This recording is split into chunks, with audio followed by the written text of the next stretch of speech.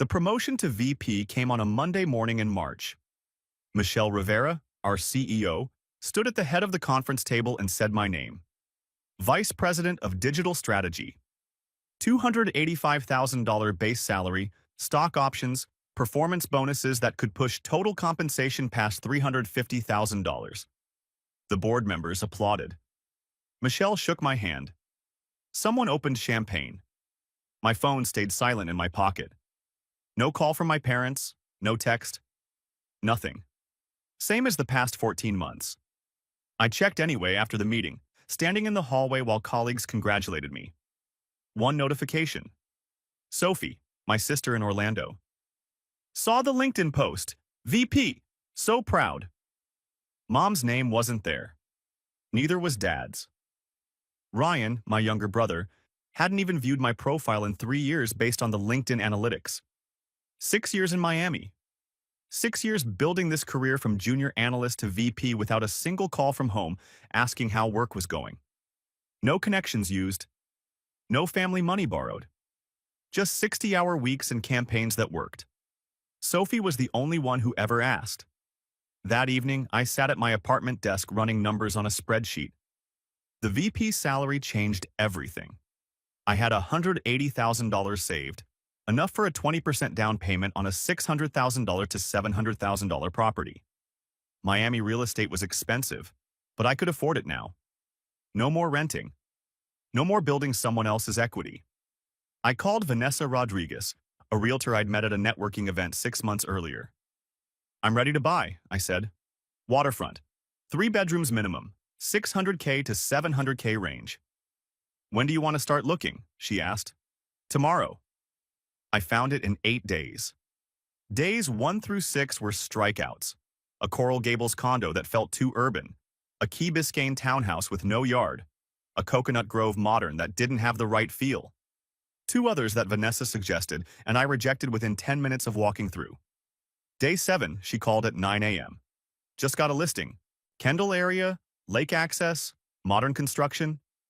Want to see it today? We drove out at 11. The property sat on a quiet street with direct lake access. 2,800 square feet, built 3 years ago.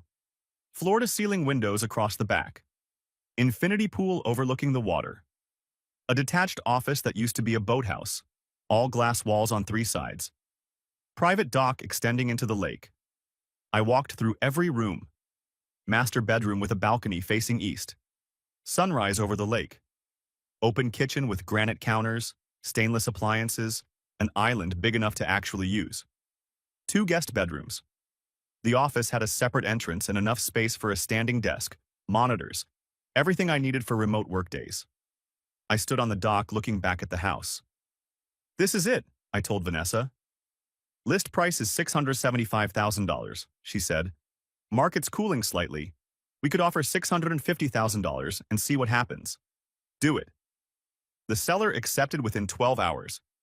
Closing set for April 30th. I got pre-approved the next day. $130,000 down, $520,000 mortgage at 6.2% interest. Monthly payment of $3,095 including taxes and insurance. Easily manageable on my salary. I told exactly one person. Sophie answered on the second ring. Hey, what's up? I bought a house. Silence. Then, what? Lake property in Kendall, closes end of April. She screamed, actual screaming. Alex! Oh my God, this is incredible. When can I visit? How big is it? Did you get the lake view you wanted? We talked for 40 minutes. She asked about square footage, closing costs, what furniture I'd need. Real questions, genuine excitement, no agenda. You're the first person I've told, I said eventually. Not mom and dad? They haven't called in over a year. Why would I? Silence on her end. Then quietly, I know. Ryan gets everything. We get silence. Sophie was the middle child, 3 years younger than me, 3 years older than Ryan. She'd spent her whole life watching mom and dad pour attention and money into Ryan while treating us like background characters. The difference was she'd made peace with it. Moved to Orlando, built her own life as a graphic designer, stopped expecting anything. Don't post about it yet, okay? I said. I'll tell them when I'm ready. Of course. Your news to share.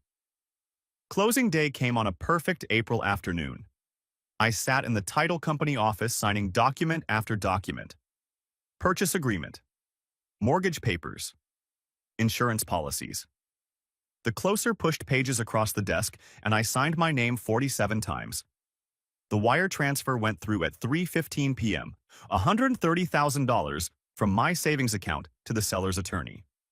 The biggest check I'd ever written. The closer handed me a leather folder with 2 keys inside. Congratulations, Mr. Carter. You're officially a homeowner. I drove straight there. The house was empty, all hardwood floors and afternoon sunlight. I unlocked the door and stepped inside alone. My footsteps echoed.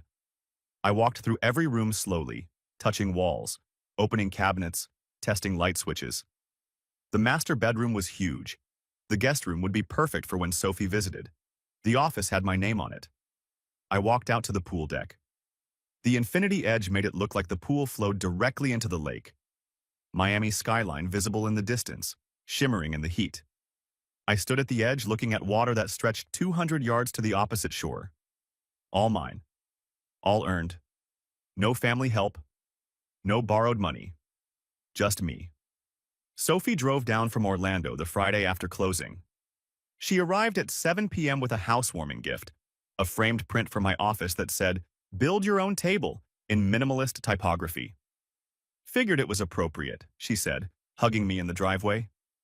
We spent Saturday morning receiving furniture deliveries. King bed for the master, couch and chairs for the living room, dining table that sat 8. Sophie helped me unpack boxes and arrange kitchen cabinets. We ordered pizza for lunch and ate it sitting on the dock with our feet in the water. Sunday morning we had coffee watching the sunrise. Sunday afternoon, Sophie started taking photos. "You need to document this," she said, phone out. "You look happier than I've seen you in years." She took candid shots. Me standing in the office with the lake behind me. Me at the grill on the pool deck flipping burgers. One perfect shot at sunset.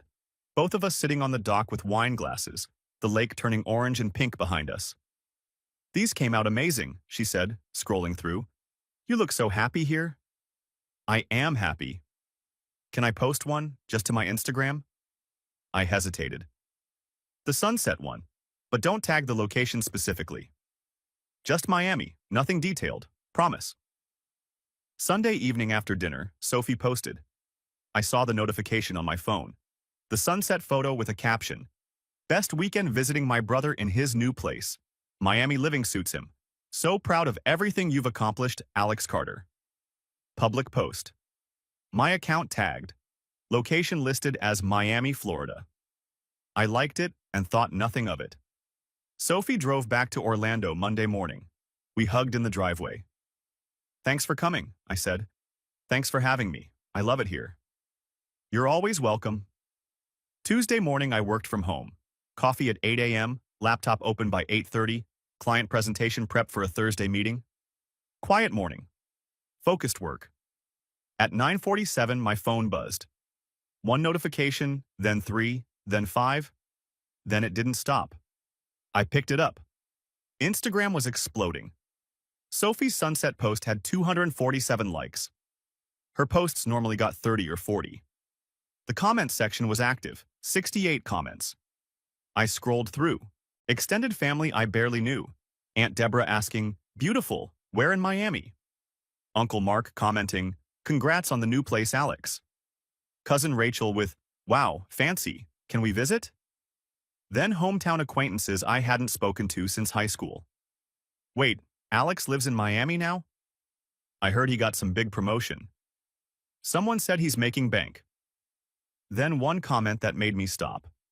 Brittany, Ryan's wife. "Gorgeous. We should visit.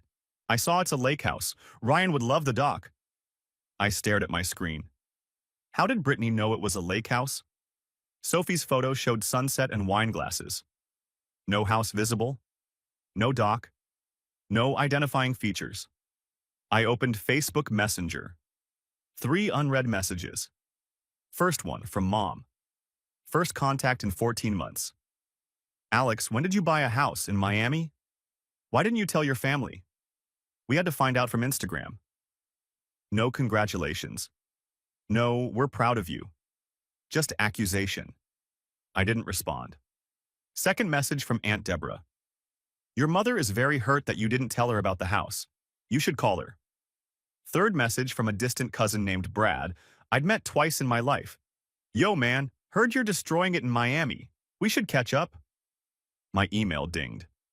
New message from Sophie, subject line in all caps. I'm so sorry.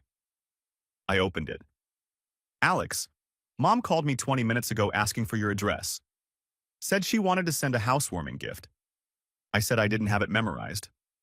Then Brittany called. Said Ryan wanted to surprise you with a visit. I said I couldn't give out your address without asking. Then Mom called back, crying. Said I was keeping secrets and choosing sides. She made me feel so guilty. She said Dad's health insurance lapsed and they might lose the house and you were their only hope, and if I loved them, I'd help them reach you. So I sent her a photo. The one I took from the front entrance with your address visible on the mailbox. I'm so sorry. I didn't think she'd forward it. She forwarded it to a family group chat. Carter family updates. You're not in it, but I am. Aunt Rachel added me. Ryan's in it. All the cousins. Everyone. Mom wrote, look at Alex's $650,000 Miami lake house with private dock that he didn't bother mentioning to family. Meanwhile, Ryan is struggling and we're about to lose everything. Guess success makes you forget where you came from. I'm so sorry. I should have asked you first. Please forgive me. I read it twice. Not angry at Sophie. Angry at the manipulation. Mom had lied about Dad's health insurance to extract information, then weaponized it in a group chat I wasn't even in. I texted Sophie. Not your fault. They played you. Don't feel guilty. She responded immediately. I feel terrible. Don't. This is what they do. At 11:30, my phone rang. Mom calling. I stared at the screen. Let it ring through to voicemail. The voicemail notification appeared. I played it. Mom's voice shaking. Alex, it's your mother. I don't understand why you're shutting us out. We just found out you bought a $650,000 house and didn't say a word. After everything we've done for you, this is how you treat family? Your brother is in crisis.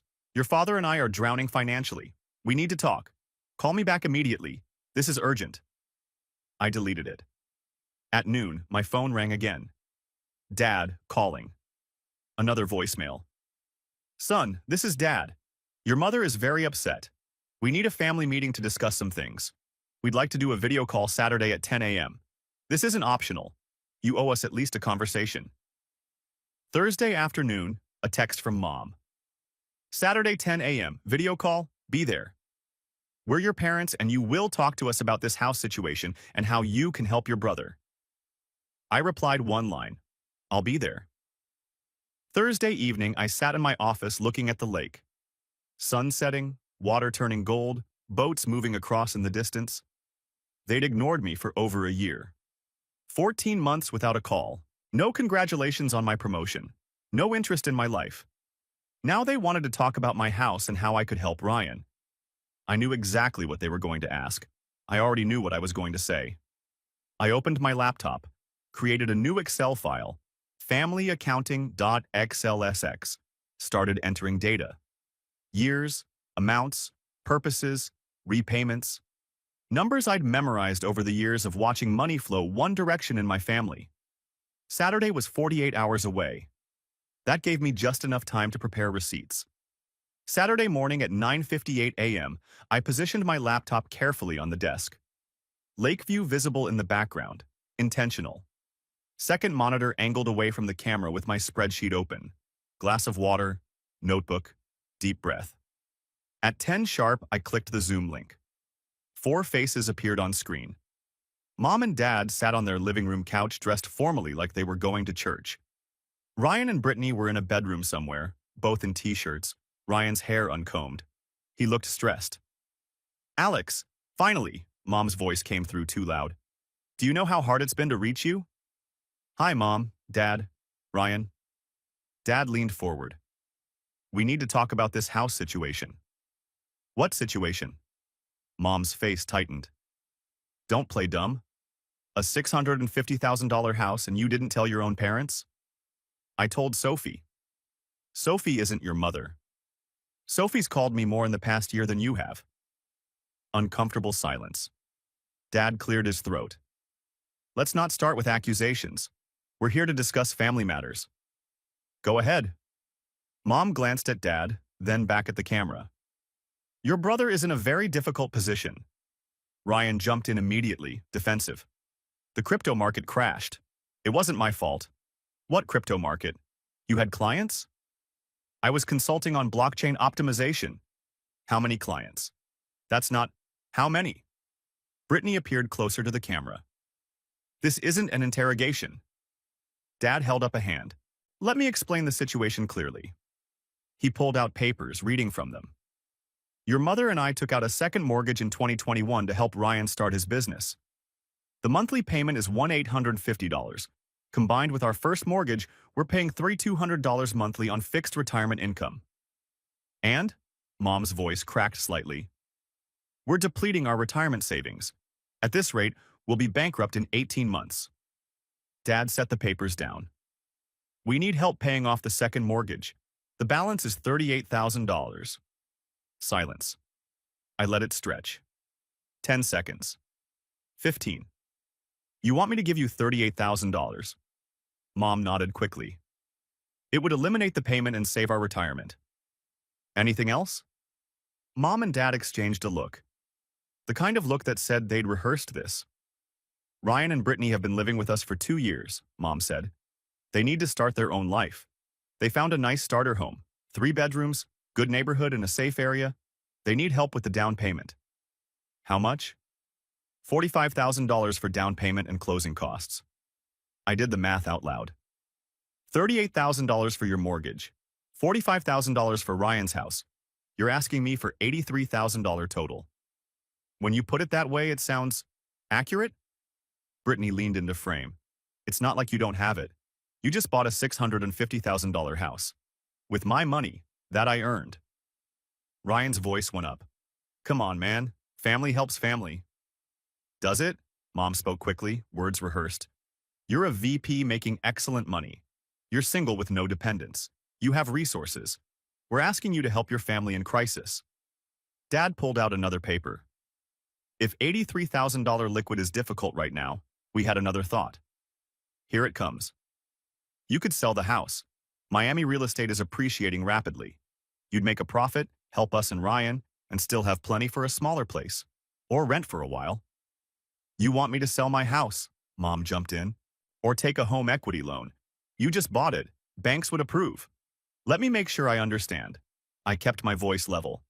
You want me to either give you $83,000 cash, or sell my house, or go into debt to fix problems you created by giving Ryan money for 5 years? That's not fair, Ryan started. When's the last time you called me, Mom? We've both been busy. 14 months, January of last year. You called to ask if I'd contributed to Ryan's wedding gift fund. Mom's face flushed. That's not... When's the last time you visited me in Miami? Silence. Dad looked down. Mom's mouth opened, but nothing came out. Never. But you want me to sell my house for you? I moved my mouse. Let me share my screen. The spreadsheet appeared. Family, accounting.xlsx in large letters at the top. Everyone's faces changed. Dad's eyes widened. Mom leaned back. Ryan went pale. Since we're talking about family helping family, let's review the data. Tab 1. Investment in Ryan. The table filled their screens. 2020, meal prep delivery, $25,000 given, 4 months duration, 0 repaid. 2021, drop shipping store, $30,000 given, 6 months, 0 repaid. 2022, crypto consulting, $45,000 given, 8 months, 0 repaid. 2023, marketing agency, $18,000 given, 3 months, 0 repaid. Total, $118,000 given, $0 repaid. Complete silence on the call. I was going to pay them back. Ryan's voice was small. Tab 2. Investment in Alex. Much shorter table. 2010. Freshman textbooks, $1,500 given, $1,500 repaid in 2012. 2011 through 2024. All other requests, 0 given. Total, $1,500 given. $1,500 repaid. I split the screen to show both tables side by side. Ryan, $118,000 never repaid. Alex, $1,500 fully repaid. This isn't about keeping score, Mom started. You're right. Because if we were keeping score, the game ended years ago. I let them look at the numbers. You gave Ryan $118,000 over 5 years. You gave me $500 over 15 years. And now you want me to give you $83,000 to fix the mess that $118,000 created. Dad's voice went defensive. Your brother needed help. I needed help too. I just learned not to ask. Brittany's voice came through sharp. So you're just going to let your parents lose their house? That's so selfish. I'm not letting anyone lose anything. Ryan lost their house by taking $118,000 for businesses he never built. That's not fair. They offered. Ryan was almost shouting now. Did you ever say no? Did you ever say, Mom, Dad, you're retired, keep your money? Even once? Ryan went silent. Mom's voice cracked. Alex, please. We're desperate. Your father's health insurance. Is Dad sick? Well, no, but... So the health insurance thing was a lie to manipulate Sophie into giving you my address? Mom's face went red. It wasn't a lie. We're just worried about the future. You lied to my sister to get information you'd use to ask me for money. I stopped sharing the screen. 4 faces looking at me. Here's what I'm going to do. I'm going to say no. Everyone leaned forward slightly. No, I won't give you $83,000. No, I won't sell my house. No, I won't take out a home equity loan.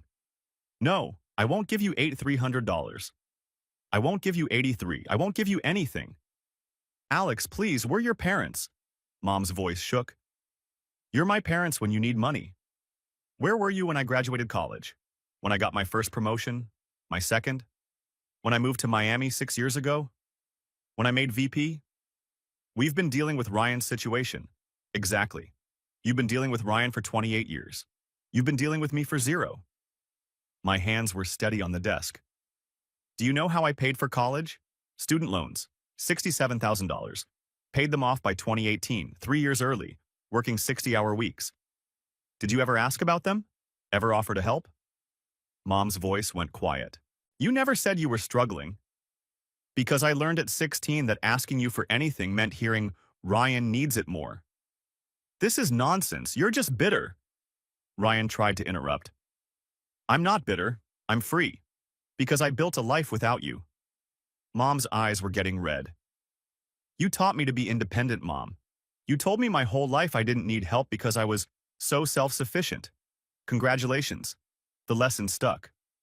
Her voice broke. That's not what I meant. Yes, it was. Every time I accomplished something alone, you said, see? You don't need us. Every time Ryan failed, you said, he needs us more. I learned my place. Tears started running down her face. That's so cruel. What's cruel is asking me to sell the home I bought with money I earned without your help, to fix problems you created by giving Ryan money he never earned. She was fully crying now, shoulders shaking. After everything we've done for you, what have you done for me, specifically, in the last 10 years? Name one thing. She couldn't speak through the crying. Dad put his arm around her. Look what you've done. You made your mother cry. No, Dad. You made her cry. You both did. By draining your retirement for Ryan's failures instead of accepting he's 28 years old and needs to figure his own life out. These are consequences. I leaned toward the camera. Ryan needs to get a real job. You need to downsize and live within your means. And I need to never be contacted by any of you unless you want a relationship, not a transaction. This call is over. You're going to regret, Ryan started. I clicked end call. The screen went black. For 2 seconds, silence. Then the faint sound of Mom still crying before the connection lost completely. My face reflected in the black monitor. Alone. Hands shaking slightly now that it was over. I took a breath. Closed the laptop. My phone started ringing immediately. Mom calling. I declined it. Dad calling. Declined. Ryan calling. Declined. Text messages started flooding in. I watched them appear one after another. Mom. How could you say those things to me? I'm your mother. Dad. You will apologize for making your mother cry or you're not welcome in this family. Ryan. You are don't exist to me. Don't ever contact me again. Brittany. I always knew you were a selfish jerk. Hope your fancy house keeps you warm at night since you'll have nobody else. Aunt Deborah. Your mother just called me sobbing. You should be ashamed. Cousin Bradley. Wow. Family asks for help and you throw money in their face? You're disgusting. Then one different message. Sophie. I heard what happened. Family group chat is exploding. Are you okay? I texted back. I'm okay. Better than okay. I set the phone to do not disturb, stood up from the desk, walked through the house to the pool deck. The morning was perfect. 78 degrees, light breeze, sun reflecting off the lake. I sat at the edge of the infinity pool with my feet in the water. Boats moving across the lake in the distance. Miami skyline hazy in the heat. I just burned down the only family I had. And I felt lighter. I sat there for 20 minutes. No phone, no laptop, just water and sun and silence. Then I stood up, walked back inside, opened the laptop again. Client presentation still needed work. The Thursday meeting didn't care about family drama. Life didn't stop for this. And neither would I. Saturday afternoon at 3 p.m., my phone buzzed with a text from Sophie. Group chat is insane. Sending screenshots. I opened the images she sent. The family group chat, Carter. Family updates, the one I'd never been added to, was on fire with 127 unread messages since the call ended 5 hours ago. Mom's message at the top, I'm devastated. Alex said horrible, cruel things to me today. Told me I was a bad mother. Made me cry. After everything we've done for him. Aunt Deborah responded immediately. That's terrible, Linda. What did he say exactly? Mom. He threw a spreadsheet in our faces, said we gave Ryan too much money, refused to help us when we're losing our house. Ryan jumped in. He's got a VP salary and a $650K house and won't give his own parents $38K to save their retirement. That's sociopath behavior. Brittany added, some people get a little success and forget they came from nothing. Then Uncle Mark, Dad's older brother. Wait, is there more context here? Why did you need $38K? Mom. We took a second mortgage to help Ryan start his business. Now we can't afford the payments. Uncle Mark. And you asked Alex to pay it off? Dad. He's our son. He has resources. Family helps family. Uncle Mark. Did you help him buy his house? No response to that. My younger cousin Jason, 29, who worked in tech in Denver.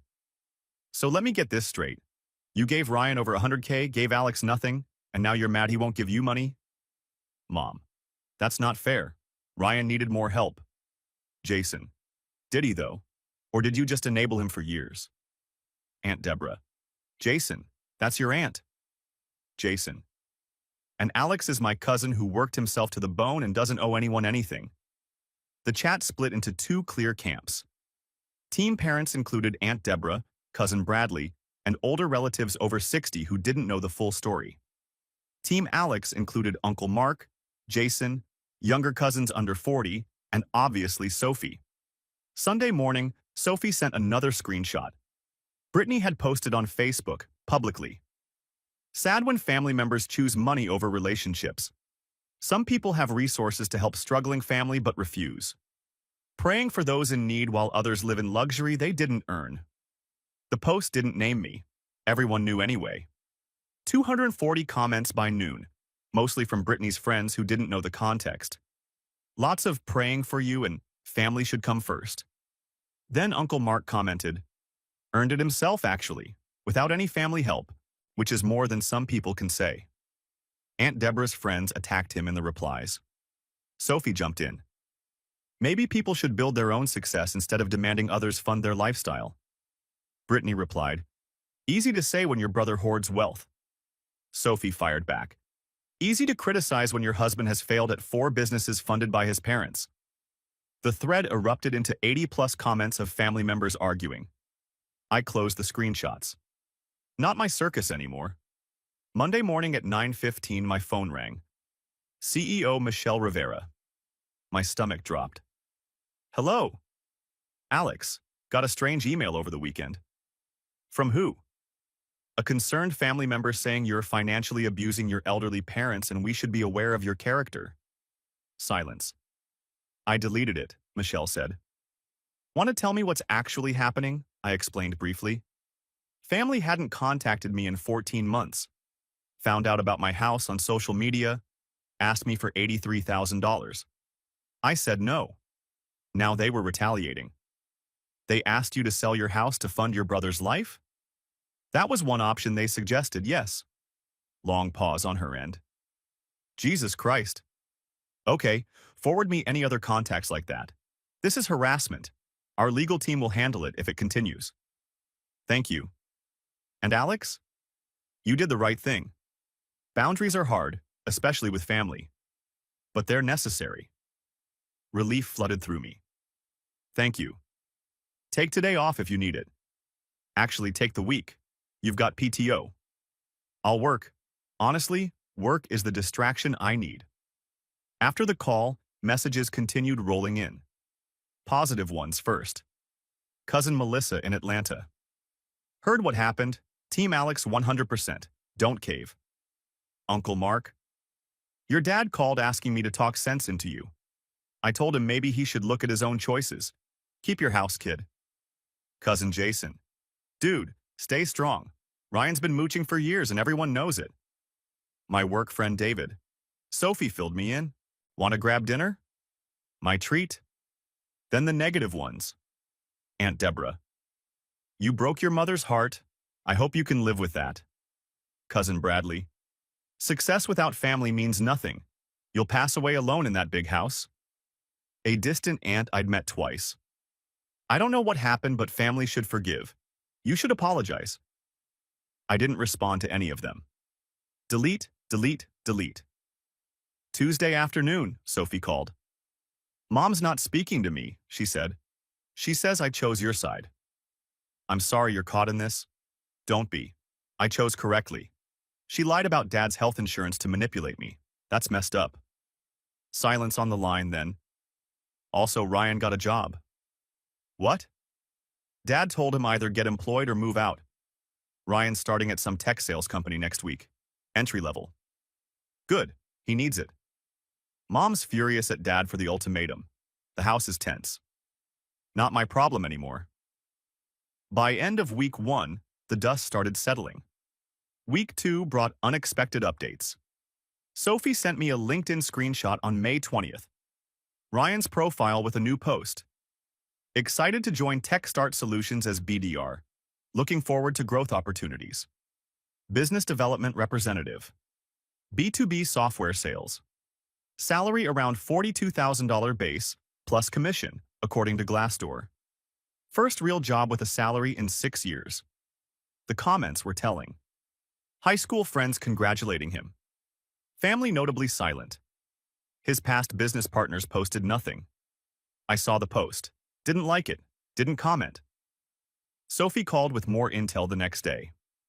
Ryan's working 9 to 6 every day. Hates it. Complains constantly to Mom about cold calling and quotas. But Brittany's parents told them they could move into their Tampa guest room only if Ryan stays employed for 6 months. What about Brittany? Got a part-time job at Sephora. First job in 3 years. And Mom and Dad? House is listed for sale. They're downsizing to a 2-bedroom condo. Mom took a part-time job at Target, 20 hours a week. Dad's doing consulting work, small insurance projects for old clients. So they're figuring it out. Without your $83,000. They always could. They just wanted the easy way. The realization settled in over those 2 weeks. Everyone was surviving. Ryan was working. Parents were downsizing. Brittany was employed. Nobody actually needed my money. They just wanted it because asking me was easier than solving their own problems. Friday evening, May 22nd, I hosted a small dinner. David from work, my neighbor Carlos and his wife Maria, Sophie who drove down for the weekend, and 2 other colleagues. We grilled steaks on the pool deck. Sunset painted the lake orange and gold. Wine flowing, laughter echoing across the water. Good food, better company. David raised his glass. To Alex for teaching us that family isn't always blood. I raised mine. To chosen family. The people who show up because they want to, not because they need something. Glass clinks all around. After everyone left around 11, Sophie and I sat on the dock with our feet in the water. You seem different, she said. Lighter. I feel lighter. Any regrets? About the money? No. About how I said it? Maybe. But not about the boundary. Mom asks about you sometimes, in a roundabout way. What does she say? I wonder if Alex is okay. I hope he's eating well. Never, I was wrong, or I understand why he's upset. So nothing's changed? Not yet. Sunday evening after Sophie left, I sat on the dock watching the sunset. Pulled out my phone, opened Instagram, took a photo, sunset over the lake, wine glass in the foreground, my house visible in the background. Caption: Someone once suggested I should sell this house to help family. I chose differently. I chose to build a life where my worth isn't determined by what I sacrifice for others, but by what I create for myself. No regrets. Posted it public. Within 2 hours, 420 likes and a 100 comments. David: Living your best life? Uncle Mark: That's my nephew. Cousin Jason: King Energy. A colleague from work: Proud of you for setting boundaries. Sophie: The best view in Miami. Then the negative ones predictably appeared. Aunt Deborah: Some of us value family over pride. Cousin Bradley: Must be nice to be selfish. Brittany: Enjoy it while you can. I deleted Brittany's comment. Blocked her account. Left the others. Closed Instagram. Set the phone down on the dock. Feet in the water, Miami skyline glowing orange in the distance, boats creating small wakes across the lake. 3 weeks ago, I had a family I barely knew. Now I had a life they'd never understand. And for the first time in 34 years, I was completely okay with that. Thursday afternoon, August 6th, 3 months after the call that ended everything. My phone rang at 2:47 p.m. Dad calling. First time since May. I stared at the screen for 3 rings, then answered. Hello. Alex, it's your father. I know. Awkward silence. I could hear him breathing, searching for words. How are you? I'm good. You? We're adjusting. Sold the house last month. Moved into a condo last week. 2 bedrooms in a 55-plus community. It's smaller, but manageable. That's good. Another pause, longer this time. Your mother is working at Target part-time. 20 hours a week. I'm doing some consulting projects, helping old clients with insurance audits. We're making it work. I'm glad you found a solution. Ryan's still at his job, Dad said carefully. 3 months now. He and Brittany moved to Tampa, living with her parents while they save for their own place. I saw on LinkedIn. Longer silence. I waited. I've been thinking about what you said. On that call in May. I said nothing. You weren't entirely wrong. Not you were right, but weren't entirely wrong. For Dad, that was massive. We did enable Ryan, your mother and I. We thought we were helping him find his path. But we were just delaying him from growing up. And now? He's complaining constantly about the job. Says it's beneath him, that he's meant for bigger things. But he's paying his own rent, his own bills.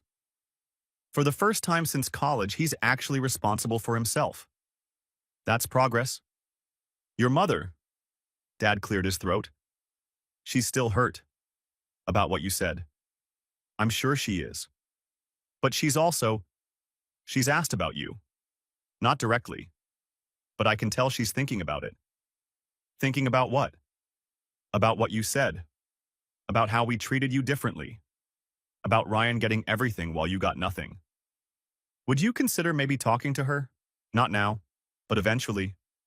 When she's ready to acknowledge what happened, not just that her feelings are hurt maybe. That's fair. Silence again.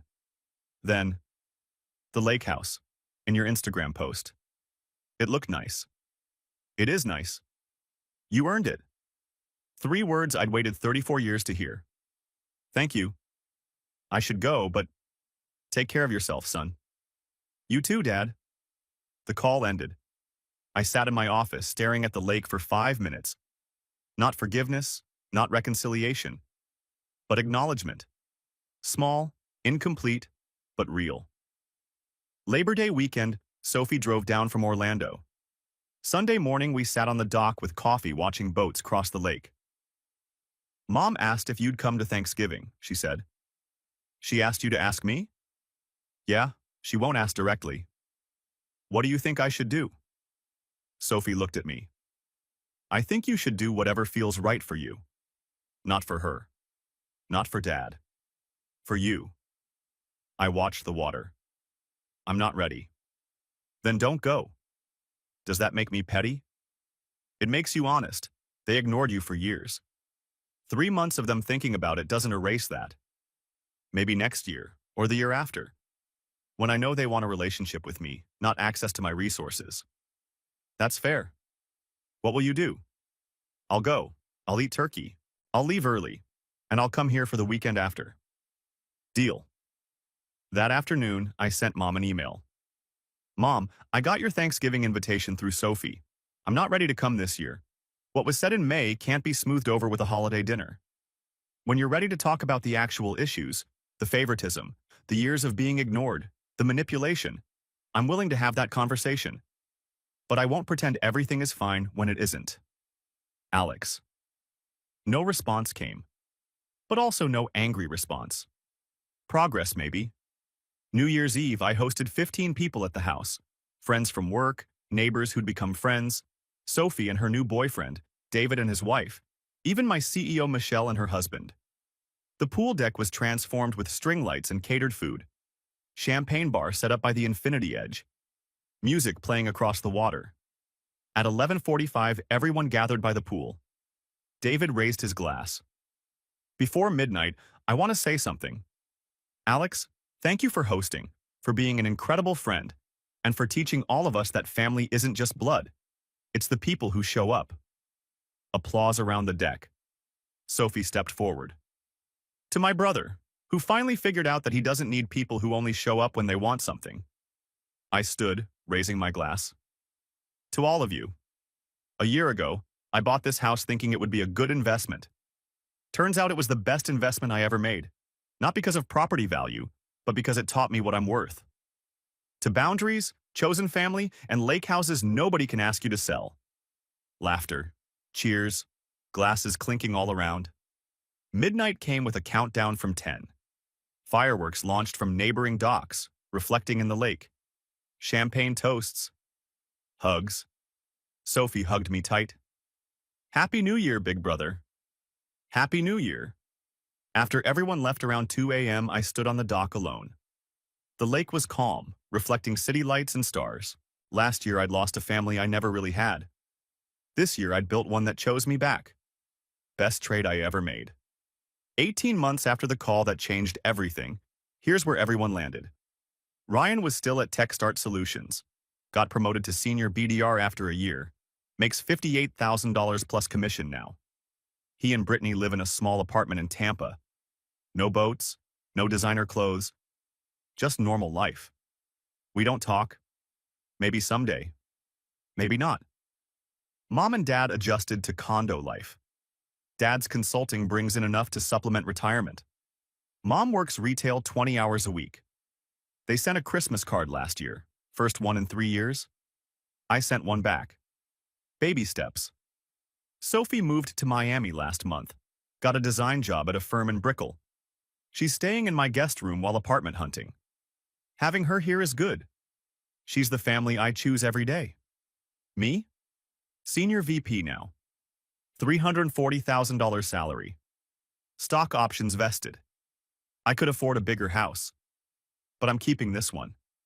Not because I can't upgrade, because this house means something. It's the line I drew, the boundary I held, the choice I made when everyone told me I was wrong. June afternoon, working from my home office.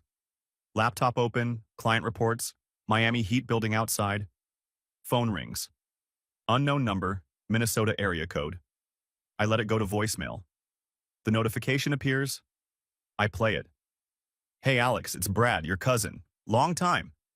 Listen, I'm starting a business, app development, and I heard you're doing really well. I was wondering if you'd be interested in investing. Nothing huge, maybe $25,000 to start? Let me know. I delete the voicemail mid-sentence. Smile. Text. Sophie. Someone just asked for investment money. Guess I'm officially successful. Her reply comes immediately. LOL. What did you say? Me. Nothing. Deleted. Blocked. Moved on. Sophie. Proud of you. Me. Learned from the best. I close the messages. Return to work. Through the window, lake view stretches out. Afternoon sun turning the water gold. Miami skyline hazy in the distance. Dad wanted to teach me about family obligations. He succeeded. Just not the way he intended. Obligation isn't about money. It's about respect. And when someone shows you for years that they don't respect you, you're not obligated to fund their life. You're obligated to protect your own. Some people call that selfish. I call it survival. And from where I'm sitting, survival looks pretty damn good.